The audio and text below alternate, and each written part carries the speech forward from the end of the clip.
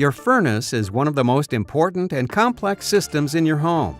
Let's have a look inside to see how it works. When the thermostat signals the furnace to start, fuel is sent to the burners. Flames reaching temperatures of over 3,000 degrees heat up the heat exchanger. Next, the furnace blower motor sends air past the heat exchanger where it's heated and delivered throughout your home. Exhaust fumes that include deadly carbon monoxide gas are produced as the fuel is burned.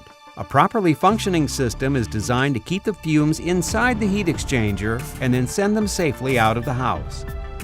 During the winter, this constant heating, cooling, and reheating of the heat exchanger can happen many times a day. Repeatedly going from thousands of degrees down to room temperature all day long can cause it to weaken over time. As a result, it may fail when the heating and cooling causes cracks to appear. Cracks in the heat exchanger allow carbon monoxide to escape into your home. A cracked heat exchanger is a serious and potentially deadly issue that needs immediate attention. That's why carbon monoxide detectors and annual furnace checks are so important. If you have questions or concerns about your furnace, including your heat exchanger, or would like us to check your furnace, give us a call. We'll be happy to help you out.